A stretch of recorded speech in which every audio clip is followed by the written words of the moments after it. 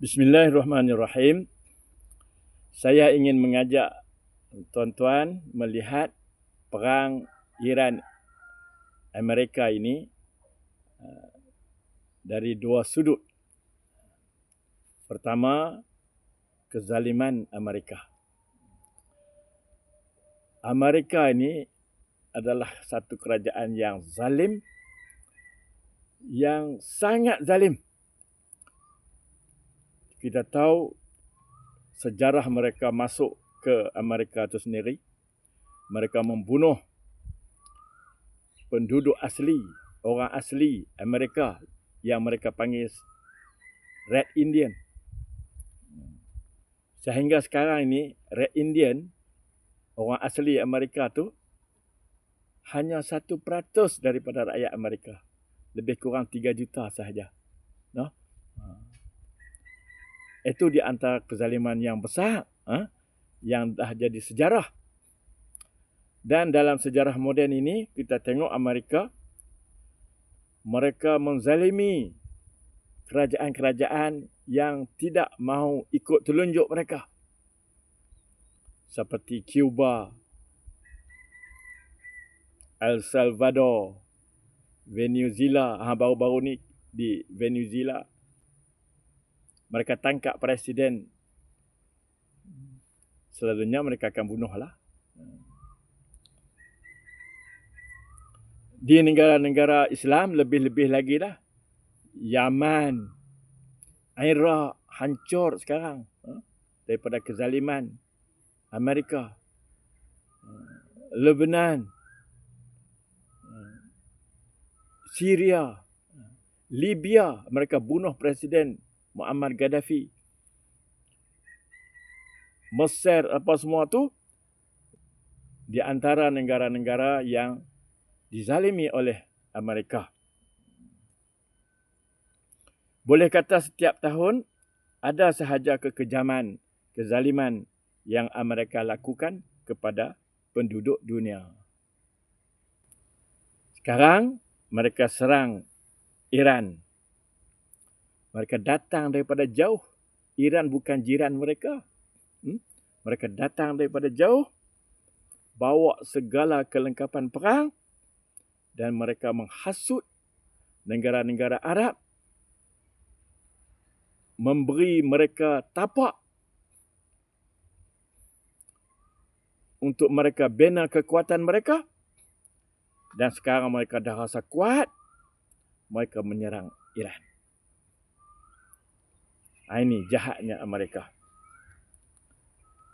Apa yang saya nak bawa saudara sekalian, mengapa Allah tak musnahkan mereka?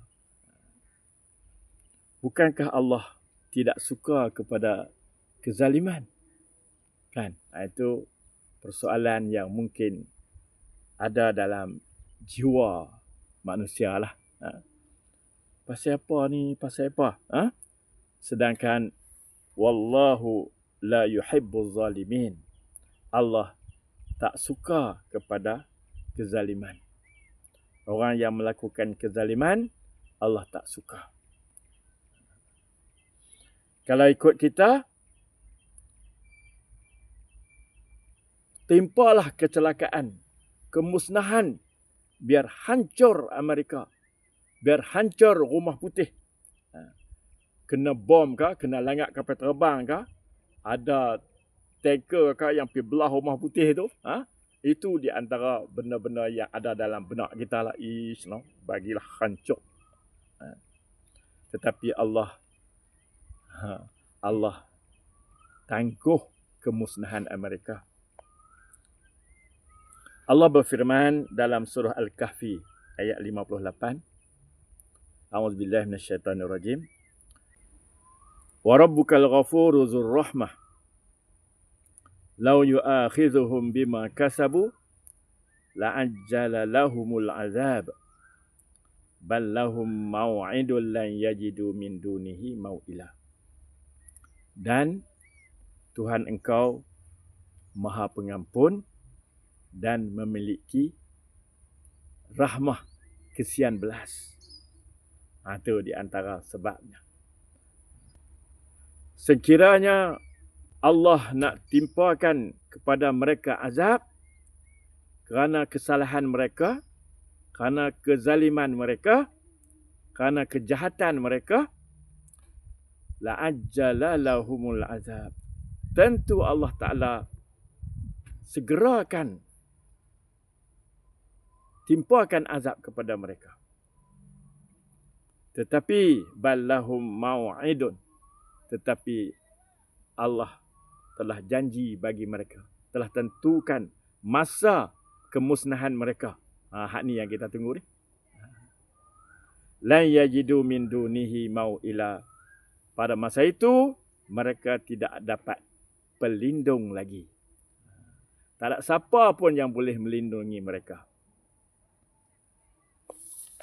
Itu di antara janji Allah kepada kita. Orang-orang yang zalim ini akan ditimpa kemusnahan dan seksa yang amat dahsyat.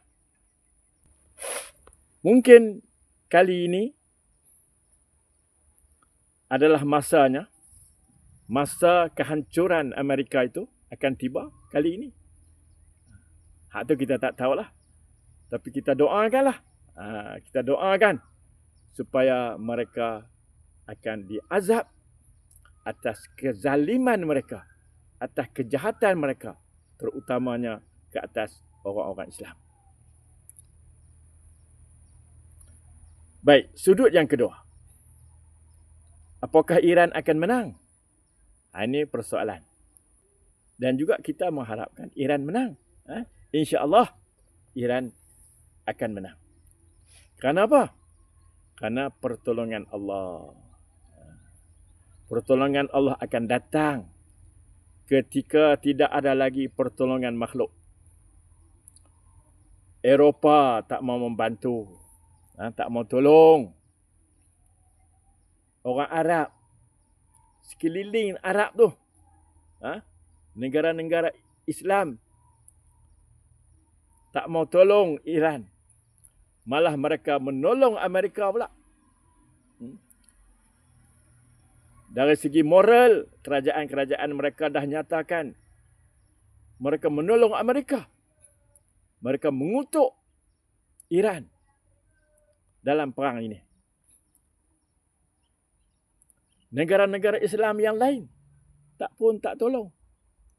Sebab apa tak tolong? Macam kita Malaysia. Memang kita nak pergi kalau boleh berperang cara dulu, cara senapang, cara senjata. Sekarang perang cara atas langit. Meletup. Kita tak boleh buat apa. Tengok saja, kalau pergi pun tak boleh nak buat apa. Kalau perang cara dulu, saya rasa banyak dah orang bagi nama nak pergi, bawa Michigan seorang satu, pergi lawan.